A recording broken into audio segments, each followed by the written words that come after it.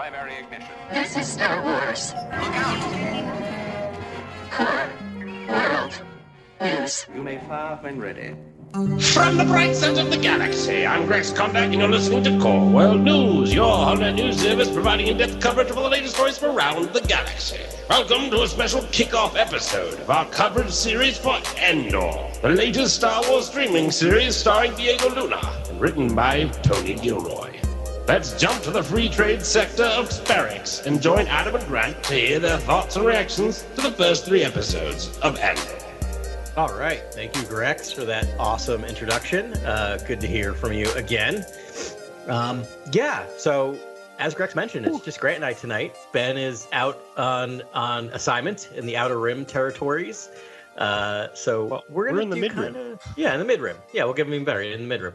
We're going to do kind of just our initial thoughts. We'll get the whole crew together in a few days to really break down the episodes in much more detail. But, it's a new series, and we didn't want to leave it for, several days to let you all know what we think. And I know Ben's going to get home in a couple hours and go through these 3 episodes, but we'll tell you what we think. How you doing, Grant? Yeah, this is just like our initial reactions to it. I think both of us have binged all 3 episodes, and we won't talk past episode 3. I know some people have seen episode 4, but we'll dive into those first 3 episodes and just give initial reactions. I adore the series so far. I think it's stunning. It's visually gorgeous. Like, the sets are elaborate and huge, and the writing is impeccable and witty, but yet filled with heart, which is really surprising. Like, obviously Tony Gilroy from Michael Clayton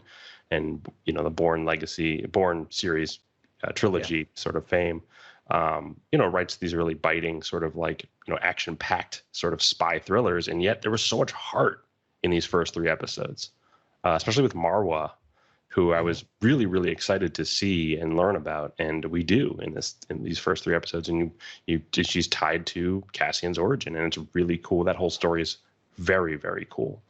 The Cassian origin stuff. What was your kind of sort of initial takes? I'm glad you loved it. To me, it was a huge letdown. No, I'm just kidding. Yeah, I love this. I love this thing. I mean, this is the Star Wars show I never knew I wanted. I've mentioned this before. It's of all the shows that were announced, this was the one I was least excited about. And now, again, that's on a scale, right? Like, it's Star Wars. I'm still gonna watch it and be excited by it. But we've talked on air and off air how much I want a talk-heavy, character-heavy Star Wars series. And boy, did they give that to us, right? Oh yeah. I think the thing I'm most disappointed about is they did that special sneak peek. What was that, like 2 weeks ago? It was at D23, and they showed the scene from episode 3.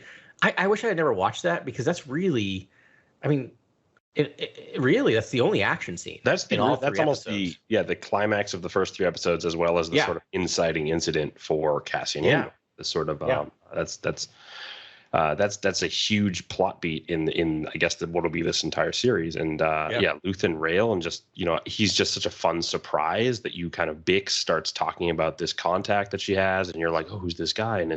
And you think this guy is coming for scraps or for parts, to buy this item off of Cassian, which that item actually is a very special item that Cassian somehow just kind of pulls out of his pocket at one point. He's like, oh, don't worry, I have an untraceable NS9 Star Path unit. Yeah. With vector crystals and Imperial Seal intact. I was like, where did that come from? That was kind of like the MacGuffin that just appeared out of nowhere, and yet there's this sort of off-screen mission that he had done, and you get a feel for that in the Luthen scene you're talking about. And I hope we get more on just maybe the early sort of Cassian adventures, but this starts pretty late in sort of his early escapades and sort of rebellious acts against the Empire as a sort of partisan.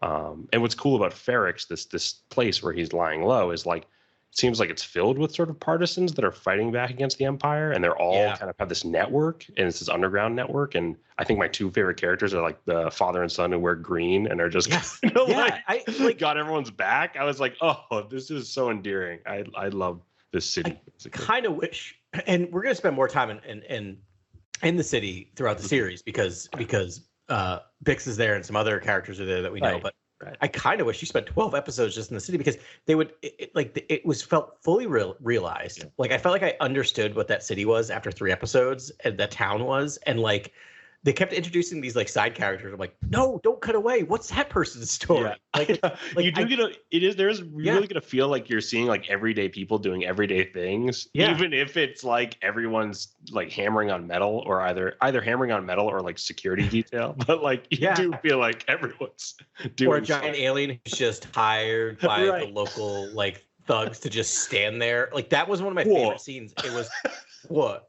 it was so good. And you know, this is a thing that Rogue One got right. And we've talked about how Rogue One is not high on my Star Wars list. But this show is going to probably bump it way up because the show, similar to Rogue One, is a lived-in universe in a way I don't feel like we've experienced in some of the shows. And not negatively because I love the other shows, but like this like that. Like that feels like they create this entire world that suddenly we're just thrown in and everything makes sense and everything functions and you're kind of figuring it out as you go. Yeah. It was great. Every location that they reveal or, explore basically is so beautifully fleshed out. And let's just jump back for a second, just to some of the earlier locations we see. I mean, when we go to the, what is it? The Primor's corporate zone on, what is it? Morlana 1? Morlana 1? Yeah. That one? Morlana 1, yeah. When we go to that I guess it's the leisure zone. It looks like Blade Runner. It's raining. I had it right. It's neon. Like, so that's I wrote. So that's what a red light district in Star Wars universe galaxy looks like. Like it looks like Amsterdam, right? Like they're going for the Amsterdam red light district feel. It's sort of like bubble windows and people just press their faces against the glass. Yeah, it was very, very gorgeous set design, and it wasn't like Dayu where it's just neon drenched and just like signage everywhere. It was very dark and atmospheric, and it felt like Blade Runner in that first bit there, especially some of like the architecture, the brutalist like architecture, and just some of the framing was gorgeous. I think my favorite frame in the entire 3 episodes are in that first bit there, and it's a part where Cassian's watching that sort of the hostess from the I guess the bar kind of it's really just a kind of like basically like a pleasure den or like a brothel or something. It seems like she's walking away, and it's just hinted at. It's very it's all subtext. It's really doesn't have to dive into the graphic nature of what that is, and you kind of just see some hologram dancers. That's it. It's really kind of played down to explore the tension and to explore the drama. And but intrigue. If you know, right? Like the subtext is there. It's very noir too, because I mean, I was going to say about the girl from Canary. Like he's talking about this. I'm looking for the girl from Canary. It feels like a noir film in that regard, and sort of the plotting. It so is, right? It's the person looking for the lost. It's all. I mean, back in noir, if you're looking at 40s, 50s, it's always a lost girl, a lost woman, right? And so you get that same almost like thing. The Girl from Canary could have been a great title for that episode. Absolutely. Honestly. I didn't see episode titles, which was interesting. No. Nothing online. Always, it's just episode 1, episode 2, episode 3. And when we do see that first slug, with the first titles, the super in-out titles, it's like, Primor Corporate Zone, Morlana 1, but then it's like BBY 5. I got so excited when it actually. So I wrote a note by that. Is that the first time we've gotten? I think so. If they've used the BBY in universe as a title. I think so, right? Yeah. That blew my mind. That was really, I didn't think we'd get something like that. And I don't know why those little things sort of like are really kind of, mind bending to me, but I just like that we're actually finally delving into the timeline in a kind of more methodical way. It's fun. Yeah. And this is the most adult Star Wars we've ever gotten.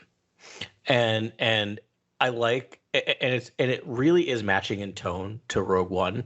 At least the beginning of Rogue One. Rogue One just becomes a rip-roaring action adventure heist movie in the second half, which I love, right? But like that they like I feel like Terry Gilroy was just like, let's look at that first scene where we meet Andor, like, and he has to kill someone, right? He has to kill a person who's an informant. Yeah. Yeah, and they do that again in the series. But it's different. Like I love that by the time we see him in Rogue One and he kills an informant, right? Not even like a bad guy necessarily, just a person who's giving him. He just does it coldly, right? Like he's got a little bit of whatever, but he knows it's what he has to do. And that scene with the two corpos is brutal. In a way, I wrote a line here, and this is one of the things I think I love about the show, is that death is not light or easy in this, what I wrote, in this corner of the Star Wars galaxy. When death happens in these episodes, it counts, and it is people are suffering from it, whether it's a bad person dying or a good person dying. Death is important, right? Which is something we don't see a lot in Star Wars, an individual death being important. Yeah, there's definitely a certain death in these 3 episodes that I did not mourn. that I don't know if you're intended to mourn, but I was like, no, this guy. Obviously, we'll get to that, but There's a guy who just rats out Cassian instantly. Yeah, I still like that character story though. I didn't like him, but I like that they gave him moments, right? Like they didn't just make him this like mustache twirling. Like they really set it up and it made sense. And the motivation. Yes, I was not shedding a tear. No, the motivations feel real. Yet you're just kind of like rooting for Cassian throughout these 3 episodes. But again, it's like Cassian does feel a little frantic in these 3 episodes. It feels like he's not fully formed yet, which is good. I mean, that seems to be the intention, but it just feels like it's interesting for us to, because it's hard when he does kill those 2 guys in the beginning. It's hard to align with that and understand that motivation. But again, later in I guess the 3rd episode, you get that Sergeant Mosk who says, the corporate the corporate tactical forces are the Empire's first line of defense. Like you really just have to understand that the corporate guns for hire are basically working for the Empire, and so they're just Empire. Yeah, they're Empire contracts. They're like the private prison guards that we see currently. We don't have private police forces yet in this country.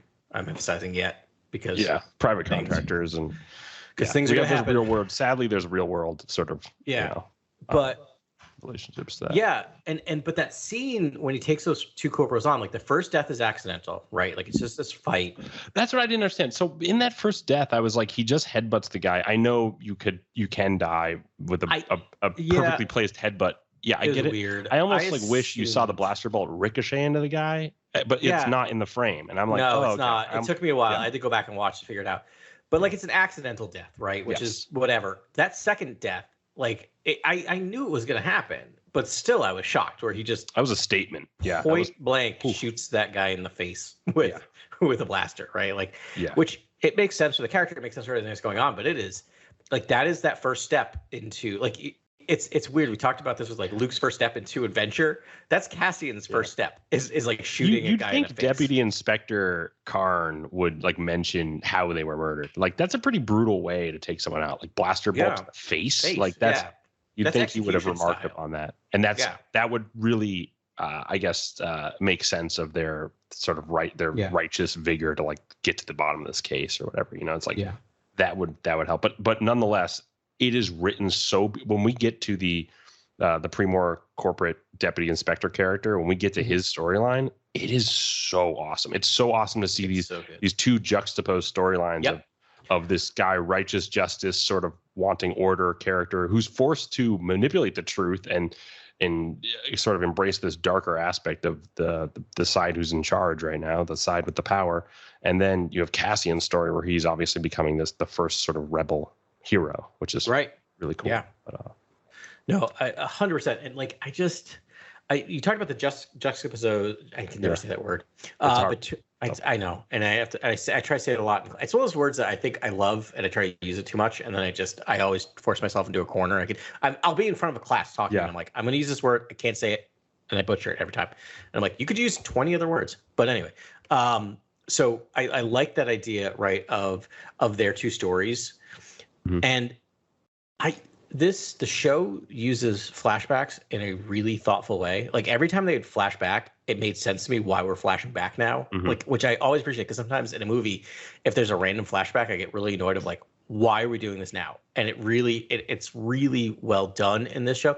And then to have those 2, like have the past story and the present story also mirroring each other in a beautiful way. Like the way that the third episode ends, I just was like, I'm on board. Like this is great. Like watching chills. them both. I was just I think my only critique of the show is why are these 3 episodes, and why aren't we just doing a mini series that each episode is like, this should have been an hour and 20-minute episode. It really should have. And then cut to episode 2. The endings felt a bit forced sometimes, just because like the music would just ramp up and it would just kind of walk off. And I was like, I feel like you really could have connected all 3 of these in a really beautiful way. But I do like those corpo scenes to breathe and to really get into the highfalutin dialogue and the jargon. Like Tony Gilroy just knocks it out of the park with just understanding how people talk in this galaxy, even though there's lots of reports that he's not the biggest Star Wars fan, yet he's totally tapped into all the dialogue. I mean, people are asking for CAF. People are talking about targeting units. It's like everything's spot on, and I think he does such a good job with that. I mean, maybe that's the recipe for success, right? I mean, I don't know. I mean, I think people who love Star Wars are doing a great job in Star Wars, but don't make that something you're asking your employees. Like, are you a good storyteller?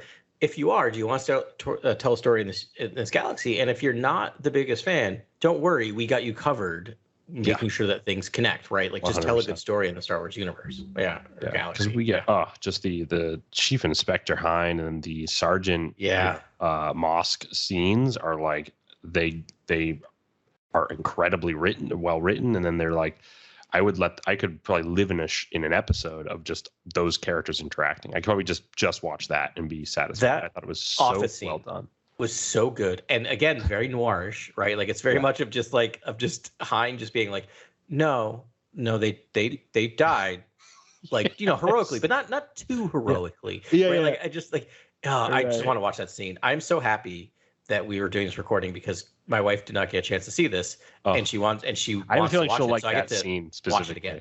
The Hine scene. Yeah.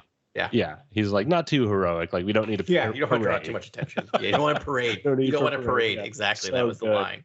Yeah, it was great. That whole scene's incredible. And then just the Deputy Inspector Karn being like, just sort of like having a tough time going with this lie, like supporting this lie and covering this up, and just but instead just really trying to get the bottom of it. And then, but what happens when he tries to get the bottom of it is just complete disaster. So in disarray. So I cannot wait to watch the next episode and sort of see what happens to him, and for this case going so wrong, and for suspects escaping and all this kind of stuff. So that'll be fun. I love how they're doing a slow build to the Empire and the Republic, which I'd love to talk to you about, and sort of the flashback stuff, which is crazy on Kenari. Yeah. I guess to set that up, the whole flashback is Cassian's living with his sister amongst it's like a bunch of kids kind of living in the woods. I guess they're just surviving. Lord of the Flies, sort of like thing happening. And Lord of the Flies, once they've figured out the order, once they're not, they're treating each other very well, and except one kid is kind of rude to Cassian. But. But no, it's true. But my favorite thing is, and I had to check because I listen to things on subtitles. It's so funny. I'm at home, everyone's out this morning. I still have subtitles on, even though I have the volume cranked. they're always just automatically. I don't even notice. But sometimes subtitles will mess up other subtitles. So I actually had to turn them off to verify, they're not translating. Yeah, they don't translate what the language that they're speaking. I loved that moment because it's very similar in a lot of the early Star Wars stuff, like in the original trilogy. There are no subtitles in those movies. If a person's speaking in, I think there is for Greedo, but if Jabba, for example, has a translator, and they just I love the idea of just no, if everything's in basic or galactic, basic, and if it's not, you don't know what they're saying.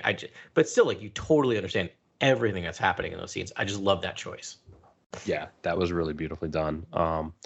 And makes sense given that we later they discover the ship. All these kids discover the ship. Cassian ventures into the ship and then sees his reflection and tries to break the panel in which he sees his reflection, which was That was interesting. That's very maybe interesting. he hadn't seen it for a long. Maybe he hadn't seen himself in a long time. I had no idea kind of what. I didn't know what they're going for either there, and I was really, that was the one thing where I'm just like, I don't know what we're going for here, and I didn't hate it because not everything needs to be understood, especially because we have 21 more episodes in this series to go. Right. So maybe a little more. I don't know if it's that, plus he put on, they put on kind of war paint to go out, and this is his first kind of going out on a scouting mission or something. So he saw that maybe. Like, I'm not quite sure what they're going for there. We also just don't know how those kids ended up there. We know that there was a mining. Right.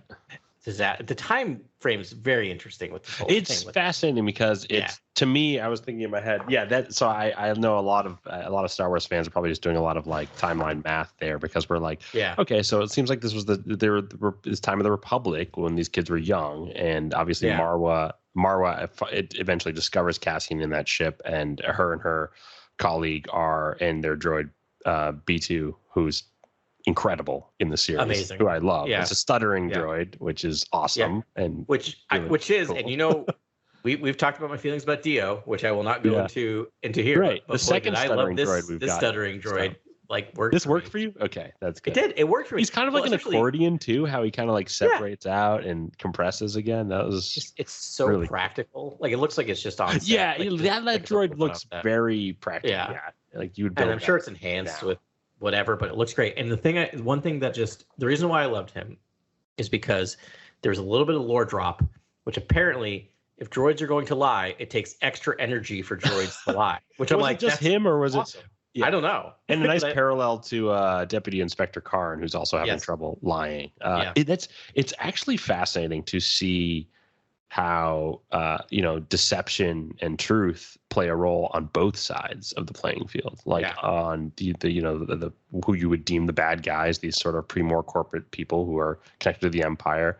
Some of them really are looking for righteous justice, and they're just don't see the evils of the system. And then you obviously then you get Chief Hine, who doesn't mind bending the truth, and you kind of see the corruption firsthand, and that's interesting. But then on the other side, Cassian is deceiving everyone and just seems to be getting into trouble all over the place, and fumbling. And then your hero, there's not a lot of truth even on the good guy side. No, they can't deal in liar. Truth. Your hero is a straight up liar and deceiver, and your villain is 100% honest and truthful. Yes, which I love. Which is so great. That's the real takeaway for me from these 3 episodes. Yeah, and those 2 storylines was like, wow, I can't wait to see that crisscross. Basically, like I think that's what the series will do at some point. Karn is going to start. It's going to turn into kind of a malevolent, hunt for justice, and then it's going to, and really bring his emotion into it. Once his emotion gets tangled up in this case and in hunting Cassian, he's really, take some dark turns. And then Cassian, I think, will be taught how to be more savvy and do things in a way that will be almost utilitarian and cause the least amount of, damage, but obviously take out bad guys.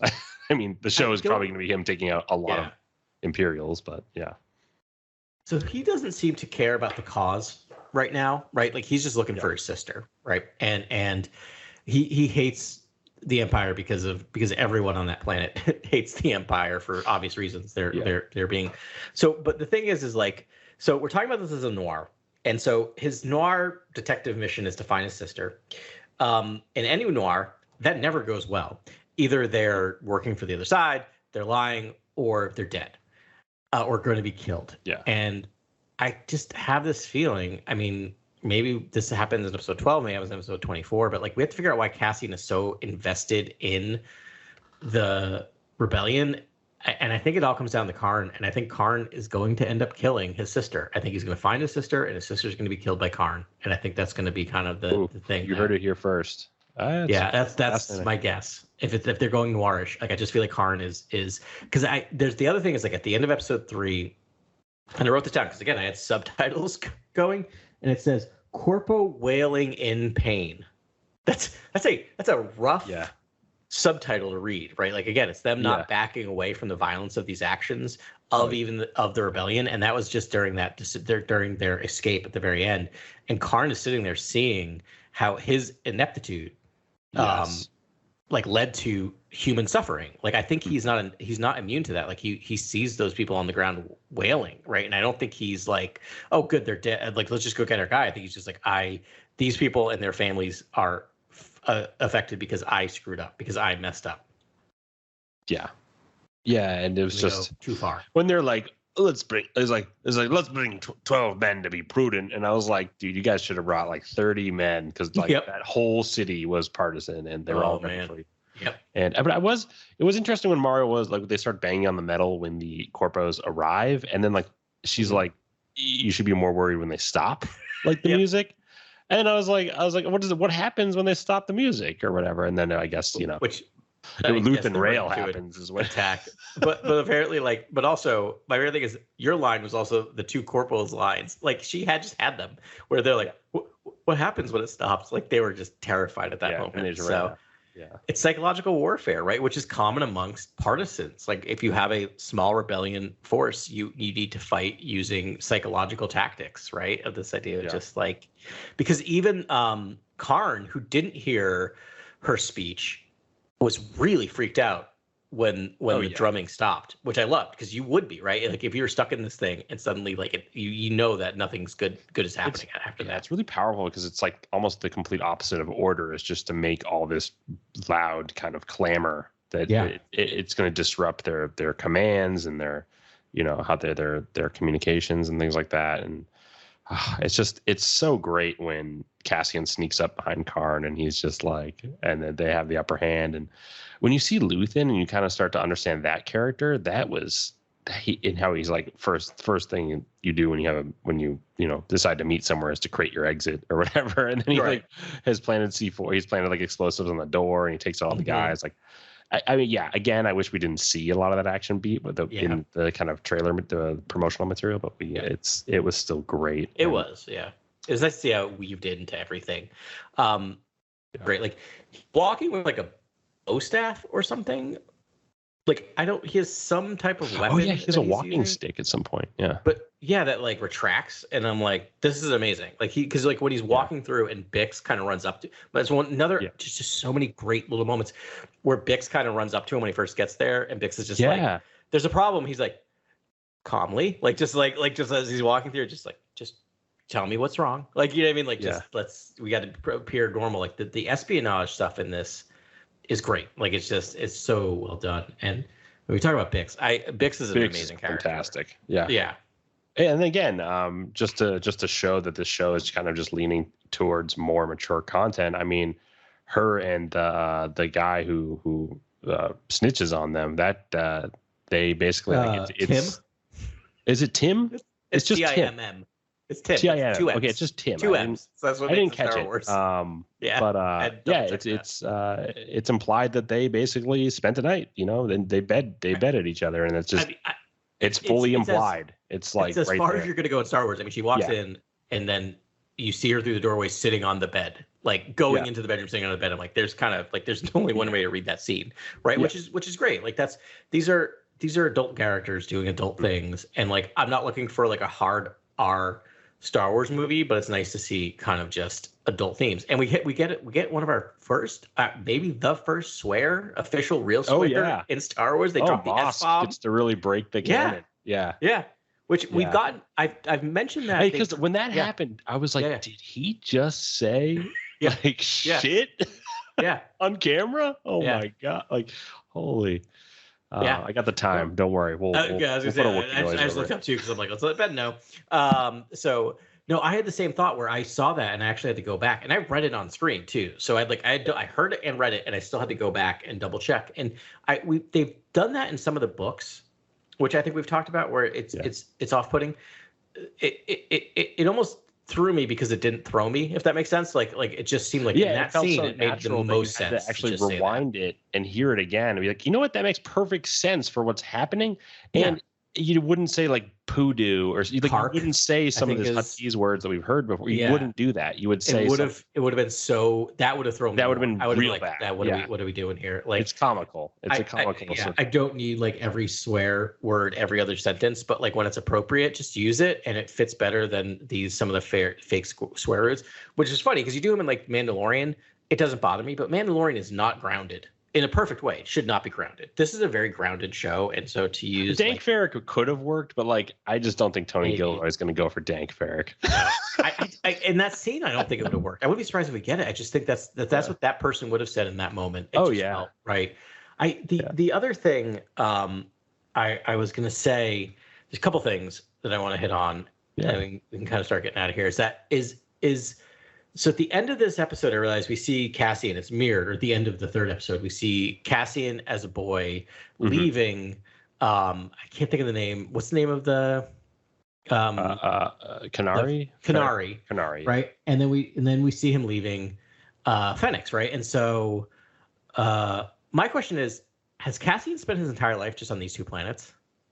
We don't know, right? Like he might. He's traveled around. I mean, I imagine because it seems like we do the see guy him on who owns Moran. the junk spaceport. He had we see him on Morlana. He had made a couple. He had done a couple favors for Cassian. So that, to me, that was like a few trips with ships that are supposed to be. But he doesn't seem like a galaxy traveler, right? Like he has a life, a very set life here, and he's going to these. He's running these quick overnight missions to try to find his sister, right? I'm fascinated about like his sister's whereabouts because it's implied that he was taken by Marvel and all these other kids were just left there. And so that time when she's looking at him through the forest in the first episode, at the end of the first episode, that's the last time she sees him, right? Yeah, that we know of. Yeah.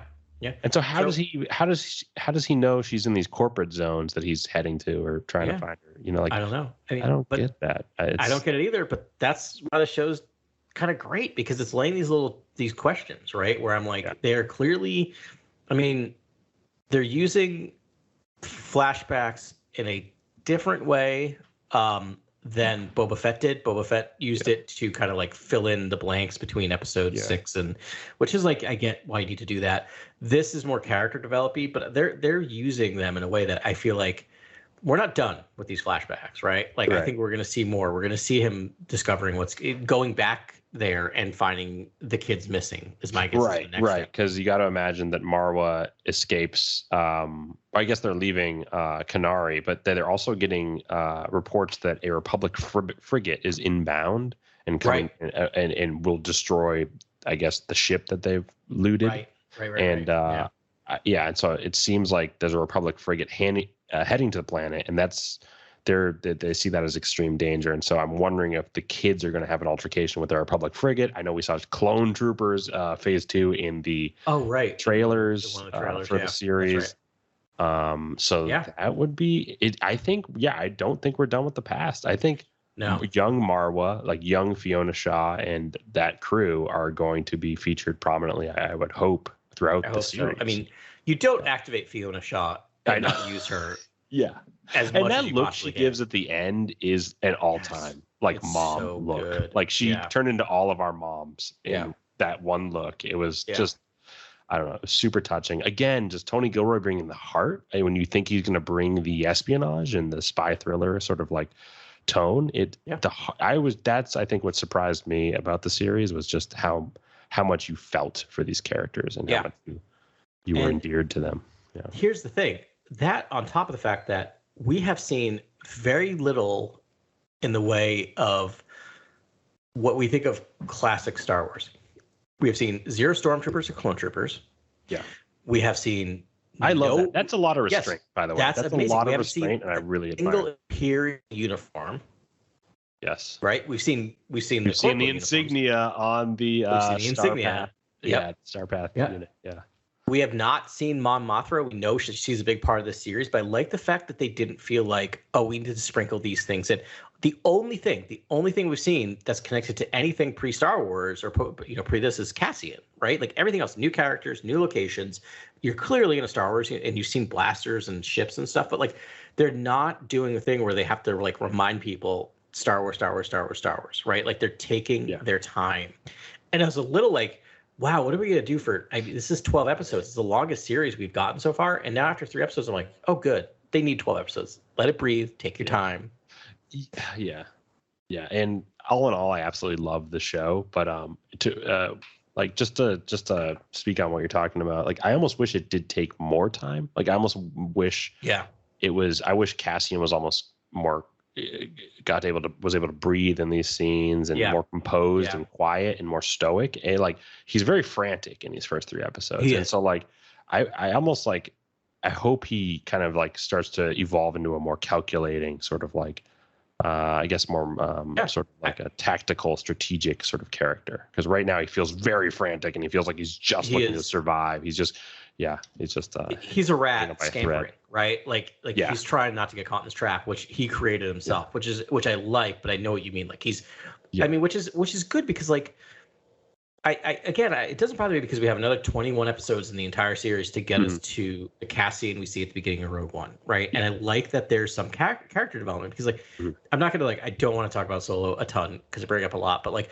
part of the issue with that movie where people didn't disconnect is like, so wait, like Han is who Han is from the start. Like there's not like when you look at that movie and then you look at where Han ends up in episode 6, you're like, I don't know this character's arc. I don't get it. But they've set it up in a way that like Cassian needs to evolve, and not necessarily into like a hero, but into a really good rebel spy because he's a really bad rebel spy right now. Right. Yeah. He's definitely on the run and he's just looking to survive. And and he got his way out. And what a great payoff for his way out.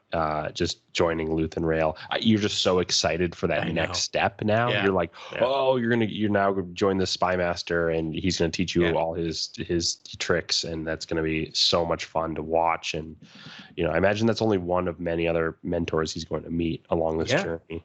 I hope so. And I just I'm really glad they released these 3 episodes at once. I think it makes a ton of sense. Yeah, that's my only other nitpick is maybe these could have been one episode.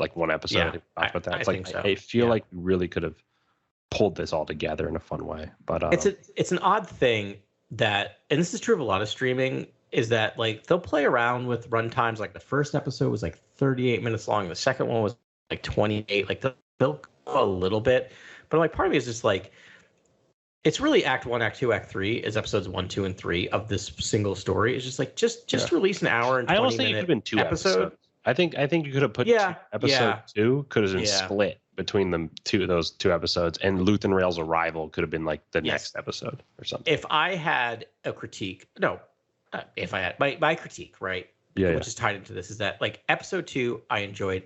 So episode 1 I loved. I was 100% on board. Oh, yeah. I was like, this is amazing. I love this show. It's my favorite Star Wars show. Episode 2 happened. I'm like, that was an episode. Like, it wasn't bad. Just like it's a lot of like characters entering and exiting like quickly, which was like it's like it's good. It's setting short. Up. A lot of setting up and 5-minute episode. Yeah. And then I'm like, oh, I was kind of a little worried. Not that I didn't like it, but I'm like, are we just gonna like not do a lot in this? And then episode 3 happened, and I'm like, oh, this is great. We're back at it. Like so I feel like you're right. Or Fiona Shaw is always better. That's right. Yeah, I mean, that's what I say.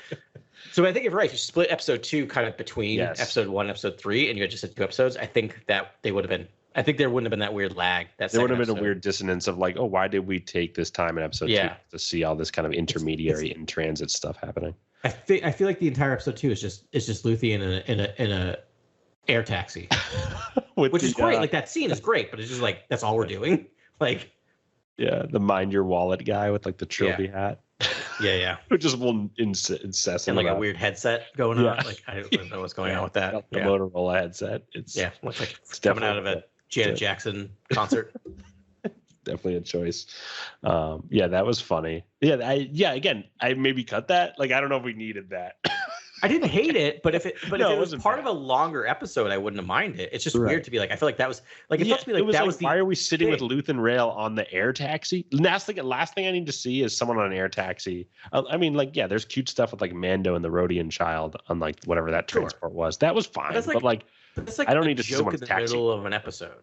Yeah, not like the big reveal of the episode. Like that episode, if I remember, ends with like Luthien walking down the street. Like Luthien's arrival is the thing that is the cliffhanger going into episode 3. And I'm like, that's great. Like that character should get it. But I'm like, we spend most of it of him like beginning of the episode, he lands on the planet. End of the episode, he gets off the taxi. Like it's like the entire episode is. Yeah, we really have to see him land. We see him pull out the binocs. To his hotel. See him. Yeah. Go to the spaceport. It was really just arduous with that whole. I thought it was a little. Yeah. It's like I wonder if the show's just trying to show the inner workings of the galaxy and really explore, the day-to-day life. Process oriented. Yeah. Adam, that's your which jam. I love. But I love it in a movie. How do you get as like by speeder? Okay. I feel like I like that's to like break it down, but like I'm watching stuff where I'm like, I feel like the A plot of that show was literally a taxi ride. Like the A story of that of episode 2 was a taxi definitely ride, episode 2.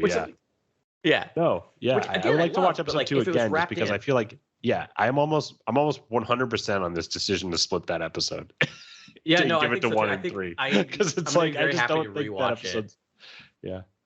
And I'm gonna do the same thing. I'm gonna rewatch. I think you're just steaming over Tim, and then you're just like upset. Or you're just like watching, Karn sort of make a fool of himself, trying to, pull a power play on everyone. And the thing with Tim, let's talk about. I think we need to talk about Tim. So like very quickly, just like the second he's working and the report pops up about looking for Cassian, basically you're like, okay, so he's gonna rat him out. Like you could just read that scene of just like, yep. And it was great. Like it made total sense, but at the same time, you're just like, that's one of those moments where I think everyone is ahead of the plot. So it's just like, let's just get. You also feel like Bix and Cassian have a bit of a history. Yeah. Tim is definitely the jealous lover on the outside. Tim should feel threatened because I know Diego Luna's a gorgeous man, and also like Cassian Andor is a better person than Tim on every measurable scale. Oh yeah, what's Tim doing? Just like pulling out spare parts to like give Bix to actually do all the work. Like he's also his boss. He's dating. It sounds like a subordinate, which is not really a cool move. It's a tough look. Yeah. There's no HR in the outer rim, I know, or mid rim, but like, come on. And it's pretty tragic what happens though. I mean. It's a great scene. Bix is horribly like great chained up to the wall. She has binders on and she's connected to the wall and she has to like watch Tim get shot and then just kind of like sit next to his body for it's like really, hours. I had that same thought of like, this is because I didn't really catch that she was somehow I missed that she was handcuffed. I don't know how I missed it. And so like when she was just grieving, I got it. And then they came like two of the partisans or just people came and let her out. I'm like, I saw she's handcuffed. I'm like, oh, that's brutal. She's been sitting there just staring at his corpse for like who knows how long. Yeah, and like, and again, it gave right, and it gave Tim like a bit of a not necessarily a hero's moment, but a bit of a redemption where I'm like, at least he was just like it's not great. Like you could see him like you're gonna get killed, buddy, but like he wasn't like he didn't just like cower. They didn't make him like they didn't give him every negative characteristic ever. Like at least he was just like.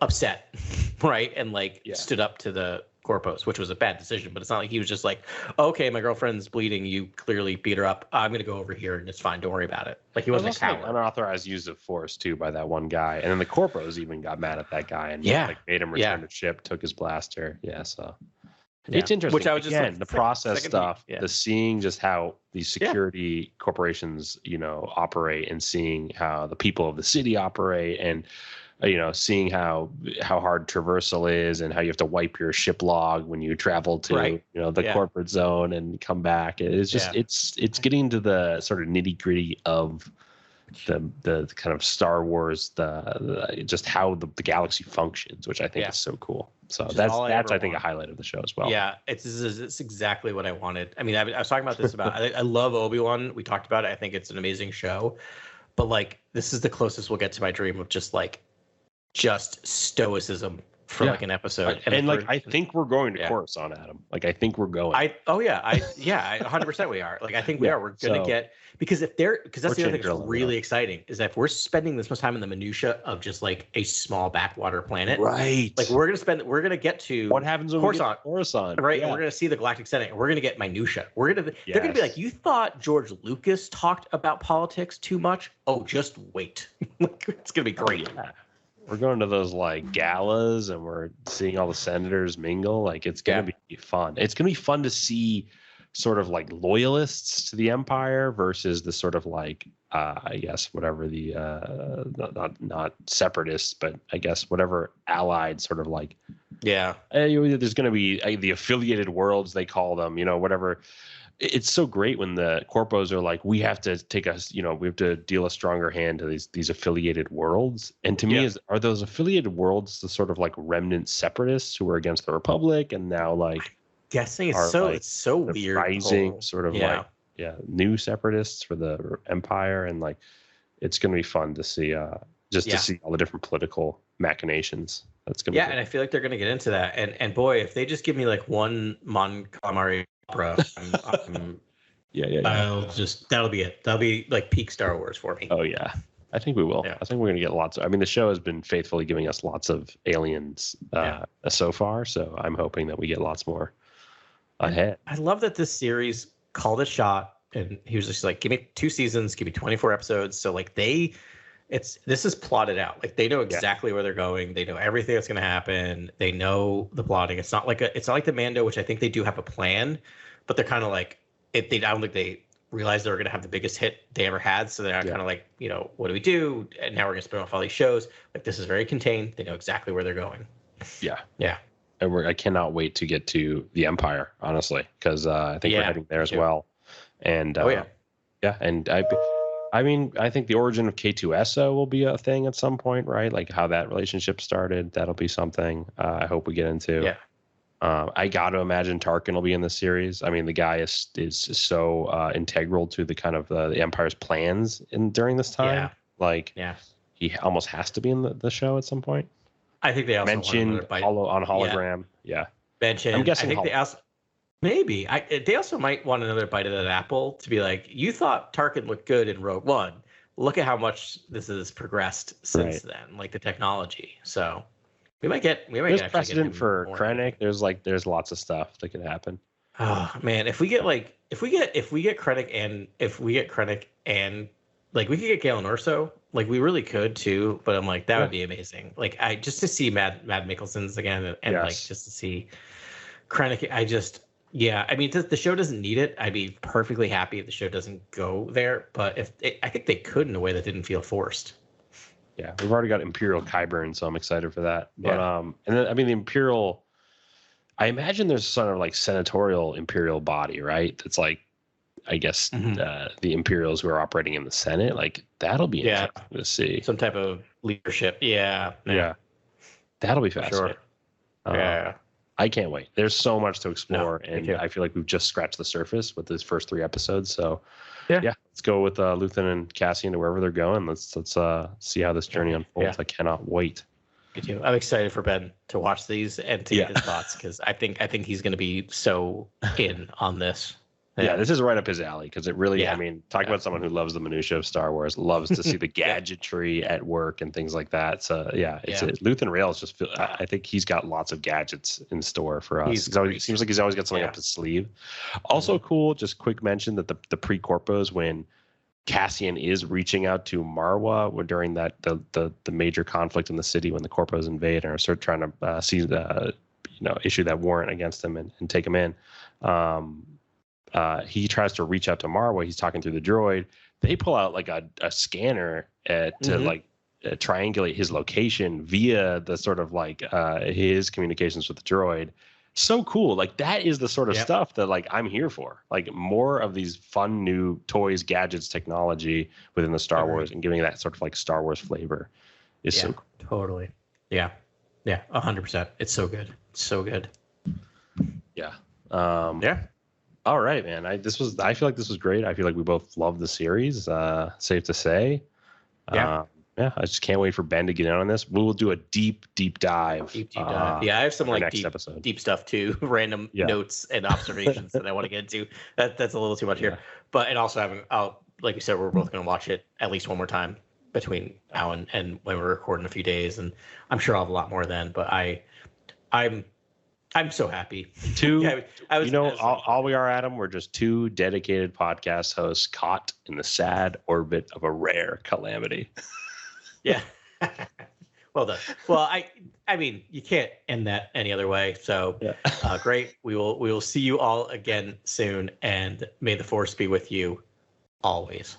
This is Grex Kondak signing off. For the latest breaking news, follow @CoreWorldNews on Twitter and Instagram. Thank you and good night. Remember, the Force will be with you, always.